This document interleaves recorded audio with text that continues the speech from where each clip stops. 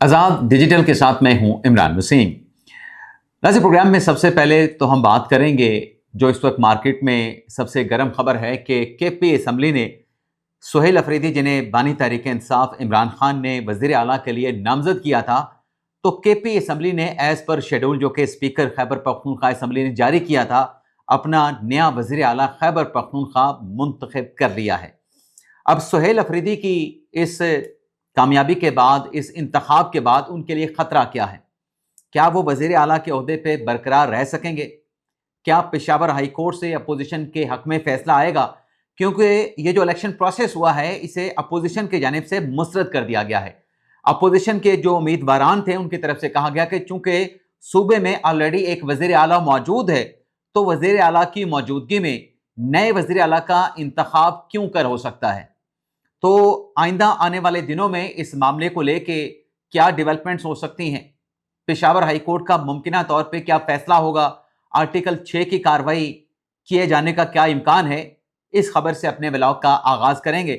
और दूसरी खबर में हम बात करेंगे जो अफगानिस्तान की तरफ से पाकिस्तान के बॉर्डर एरियाज पे पाकिस्तान के जो मुख्तलिफ जो पोजीशंस थी, जो पोस्टें थी, उनको टारगेट किया गया। बिला इश्तियाल अंगेजी जो वहां पे की गई, फायरिंग की गई, उसके नतीजे में आसिम मुनीर साहब, उनकी टीम ने, अफवाज पाकिस्तान ने जो अफगान फोर्सेस को जवाब दिया, वो जवाब तो अपनी जगह पे कि अफगानियों को अपनी पोजीशन से पीछे हटने और सरेंडर करने पे मजबूर कर दिया। लेकिन फील्ड मार्शल आसिम मुनीर के वो कौन से अहकामात हैं जो अभी तक फील्ड में मौजूद हैं, जो अफगानिस्तान के लिए, अफगानिस्तान की फोर्सेस के लिए और उसके प्रोपेगेंडे और चालों के लिए खतरे की घंटी से कम नहीं है। और इसके अलावा जो सुप्रीम कोर्ट में 26वीं आईनी तरमीम के केस की समाअत हुई है, उसका मुख्तसर सा अहवाल भी आपकी खिदमत में पेश करेंगे।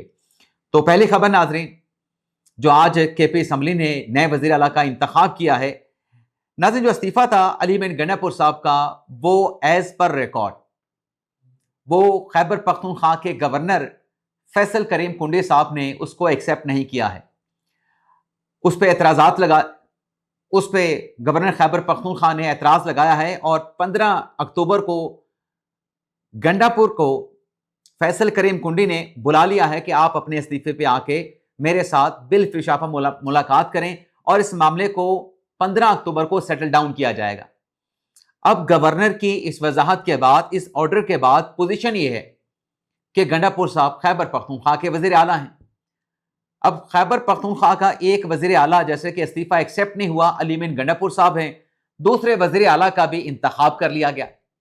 जबकि आईन ये कहता है कि एक वज़ीर आला की मौजूदगी में जब तक उनकी सीट जो है, जो मनसब है चीफ एग्जीक्यूटिव का, वज़ीर आला का, वो वेकेंट होने का नोटिफिकेशन जारी नहीं हो जाता, तब तक ऐवान जो है नए वज़ीर आला का इंतखाब नहीं कर सकता।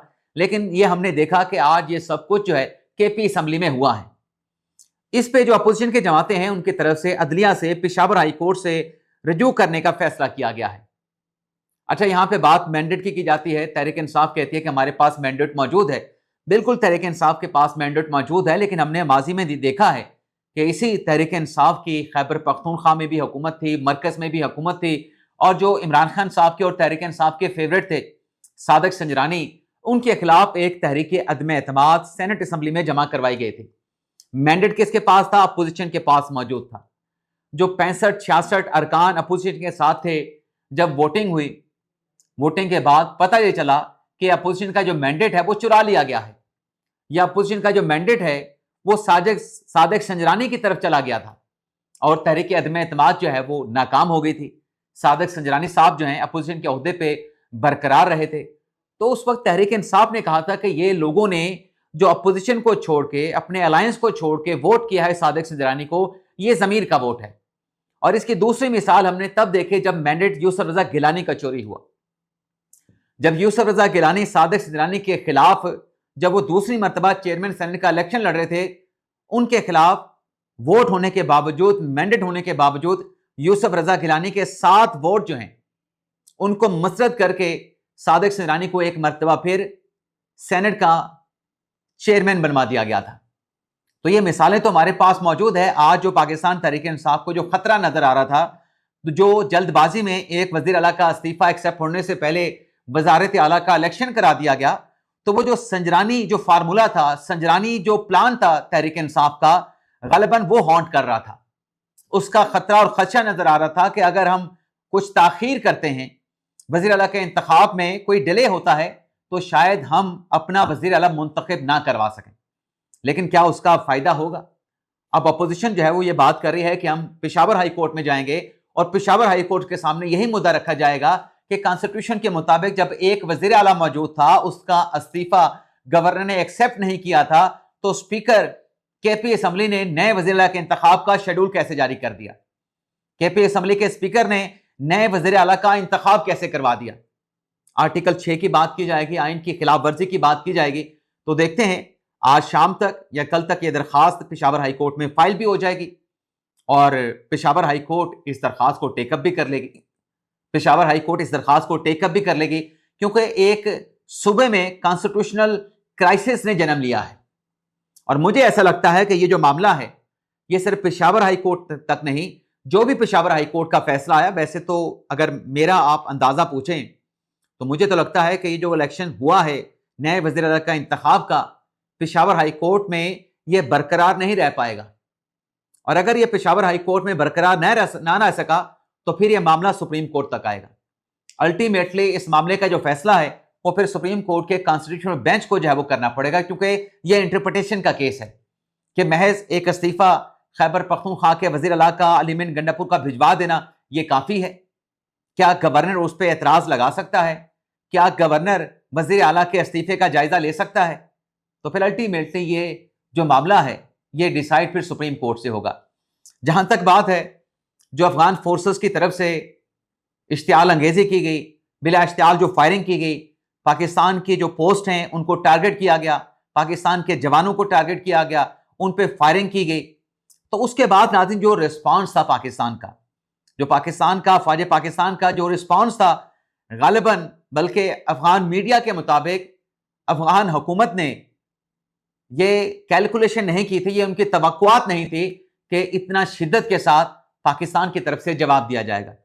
یعنی پاکستان کے جواب کی شدت کا اندازہ آپ اس بات سے کر لیں کہ وہ افغان ملٹری فورسز کے جو جوان تھے، جو فوجی تھے، جو چڑھائی کرنے کے لیے آئے تھے، جو اپنا دبدبا، اپنی ایک برتری، اپنی دلیری اور بہادری دکھانے کے لیے آئے تھے، وہ اپنی پتلونیں چھوڑ کے، اپنی جو پوسٹیں ان کی تھیں وہ چھوڑ کے وہاں سے بھاگ نکلے، سرنڈر کر دیا. سرنڈر اور سیز فائر کے لیے پاکستان سے درخواست کی گئی، لیکن پاکستان نے کہا کہ یہ موقع غنیمت جانتے ہوئے کوئی سیز فائر نہیں ہوگا. اگر ابتدا افغان فورسز نے کی ہے تو یہ جنگ، یہ جھڑپیں کب ختم ہوگی اس کا فیصلہ پاکستان کرے گا. اور پاکستان نے پھر جو جواب دیا وہ آپ کے سامنے ہے کہ 21 جو پوزیشن جو کہ افغانستان کے پاس تھیں، جو پوسٹیں تھیں، اس پر پاکستان نے وقتی طور پہ قبضہ جما لیا ہے. اب جو پوزیشن ہے ان جھڑپوں کے بعد پاکستان کی طرف سے تمام جو کراسنگ پوائنٹس ہیں ان کو بند کر دیا گیا ہے. تو یہ کراسنگ پوائنٹس کا بند ہونا ایسے ہی ہے کہ پاکستان کی طرف سے افغانستان کو گردن سے دبوچ لینا. اور دوسری جو بات ہو رہی ہے کہ اب جتنے افغان پاکستان میں موجود ہیں ان کو بے دخل کیا جائے گا. افغانیوں کی پاکستان سے بے دخلی کی جو پالیسی ہے اس میں کوئی تبدیلی نہیں کی جائے گی. تو جب کراسنگ پوائنٹس جیسے کلوز کر دیے گئے ہیں تو پھر افغانستان جو ٹریڈ کرتا ہے، جو تجارت کرتا ہے پاکستان کے راستے، تو آپ دیکھیے گا ایک تو انٹرنیشنل کمیونٹی کا ان پہ دباؤ بھی ہے، مسلم کمیونٹی کا، سعودی عرب کی طرف سے، جو قطر کی طرف سے، اور پھر رشیا اور چائنا کی طرف سے جو دباؤ افغانستان پہ جائے گا. اس کے بعد یہ افغانستان کی عبوری حکومت کے لیے اتنا آسان نہیں ہے کہ وہ جو دلیری دکھانے کے لیے آئے تھے یہ گھٹنے ٹیکنے پہ، جو جیسے پہلے مجبور ہوئے یہ اب بھی گھٹنے ٹیکنے پہ مجبور ہوں گے. جو اپنی بہادری اور دلیری کا جو دعویٰ کرتے ہیں کہ ہم نے 2 سپر پاوروں کو شکست سے دوچار کیا، اس میں صرف افغانی نہیں تھے، ان کے پیچھے جو اصل طاقت تھی اس دلیری اور بہادری کے پیچھے، وہ دراصل ان سپر پاور کو جھکانے میں اور شکست دینے میں وہ دراصل اصل ایلیمنٹ تھا. اور اب فیلڈ مارشل عاصم منیر صاحب کے احکامات فیلڈ میں موجود ہیں، پاکستانی فورسز کے پاس، جوانوں کے پاس، جو وہاں پہ جو سرحدیں ہیں پاکستان کی، جو پاک افغان بارڈر ہے اس کی حفاظت کر رہے ہیں، ان کے پاس احکامات موجود ہیں کہ دوبارہ اگر اس قسم کی دوبارہ یہ حرکت کرتے ہیں تو پہلے سے زیادہ شدت سے آپ نے ان کو جواب دینا ہے، ان کو آپ نے لٹا دینا، ان کو بھاگنے میں اس مرتبہ نہیں دینا. अब आते हैं जो 26वीं आईनी तरमीम का केस है। नाज़रीन, आज की अदालती कार्रवाई में सुप्रीम कोर्ट 8 रुकनी आईनी बेंच बैठा, वही पुरानी बहस की गई कि आप फुल कोर्ट तश्कील दे दें, और फुल कोर्ट जो है वो 24 जजेस का नहीं बल्कि 16 जजेस का होना चाहिए। अदालत की तरफ से बार बार यही सवाल किया गया, अगर आप फुल कोर्ट की बात करते हैं तो फुल कोर्ट में फिर आप फोरम शॉपिंग नहीं कर सकते कि फलान जज को शामिल करें और फलान जज को शामिल ना करें। जिन 8 जजेस को आप फुल कोर्ट में शामिल ना करने की बात कर रहे हैं, वो तो फुल कोर्ट का ऑलरेडी फिर हिस्सा है। उनको अगर फुल कोर्ट में शामिल नहीं करना, फिर उन 8 जजेस को सुप्रीम कोर्ट से निकालना होगा, सुप्रीम कोर्ट से बरतरफ करना होगा। उनको सुप्रीम कोर्ट से निकाले बगैर आप फुल कोर्ट में कैसे उनकी शमूलियत पे एतराज कर सकते हैं? लेकिन बार बार यही कहा गया कि जो फुल कोर्ट है, हम तो सिर्फ फुल कोर्ट मांग रहे हैं। वो जो जजेस हैं, चूंकि 26वीं आईनी तरमीम के बाद सुप्रीम कोर्ट में आए हैं, एलिवेट हुए हैं, तो लिहाजा उनको नहीं होना चाहिए। इसमें फुल कोर्ट में, इस बेंच में सिर्फ वो जजेस होने चाहिए जो 26वीं आईनी तरमीम की मंजूरी के वक्त सुप्रीम कोर्ट में मौजूद थे। अब ये जो दलाइल आज आबिद ज़ुबैरी साहब ने दिए हैं फुल कोर्ट की तश्कील के हक में, और जो नए जज सुप्रीम कोर्ट में अपॉइंट हुए हैं, उन्हें फुल कोर्ट में उनकी शमूलियत के खिलाफ या जो मुखालफत की गई है, उस पर जस्टिस नईम अख्तर अफगान साहब की तरफ से अदालती कार्रवाई के इख्तिताम में इतना कहा गया, आबिद ज़ुबैरी साहब, आपने जितने भी आज दलाइल दिए हैं ना, वो दलाइल प्रैक्टिस एंड प्रोसीजर कानून के पहले के हैं, वो दलाइल 26वीं आईनी तरमीम के पहले के हैं, वो दलाइल आइन के आर्टिकल 191A जो कि 26 अमेंडमेंट के जरिए कॉन्स्टिट्यूशन पाकिस्तान में शामिल किया गया है, उसके पहले के हैं। आज आपके जो दलाइल हैं वो कोई बुनियाद फराहम नहीं करते कि कैसे ये जो 8 रुकनी आईनी बेंच है ये फुल कोर्ट तश्कील का ऑर्डर कर दे। तो देखते हैं, आज की अदालती कार्रवाई को कल तक मुलतवी किया गया है। कल आबिद ज़ुबैरी साहब, जो नईम अख्तर अफगान साहब ने जो कह दिया है कि आपके जो दलाइल हैं वो मतरूक हो चुके हैं 26वीं आईनी तरमीम के बाद, प्रैक्टिस एंड प्रोसीजर कानून के बाद, कोई नया नुक्ता बताएं, कोई ऐसा रास्ता दिखाएं आइन और कानून के तहत कि इसमें फुल कोर्ट तश्कील देने का ऑर्डर दिया जा सके। तो कल आबिद ज़ुबैरी साहब की क्या दलील होगी, उस पर फिर कल के वीडियो लॉग में हम बात करेंगे।